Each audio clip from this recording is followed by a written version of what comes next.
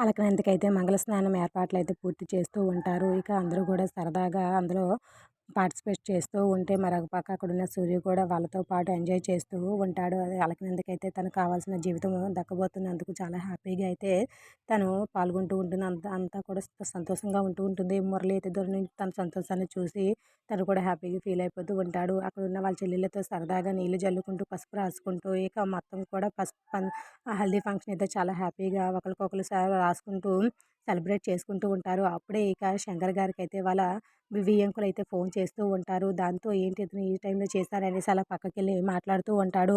దాంతో ఇలా అలా మాట్లాడుతూ ఉండగానే బావగారు మీకు గుర్తుంది కదా! బాబు పెళ్లిపీటల మీద కూర్చోగానే మీరు ఆ తోట కాగితాలు ఇవ్వాలి మర్చిపోకండి అంతా రెడీ అయ్యాయా అని అడిగేసరికి మరొక పక్క అక్కడున్న అయితే శంకర్ వాళ్ళ ఫ్రెండ్ అయితే ఆ తోట నా పేరు ఉందిరా ఆడికెలా దక్కనిస్తాను అని అంటూ ఉంటాడు. మరొక పక్క అయితే అదంతా మాటలు విన్న శంకర్ అయితే అదేంటి సింహాద్రి ఎందుకు ఇంత నిర్లక్ష్యంగా ఉన్నాడు? నేను చాలా ఖచ్చితంగా చెప్పాను కదా! పెళ్ళికి ఆ తోట కాగితాలు కావాలని అయినా కూడా పట్టించుకోవట్లేదేంటి?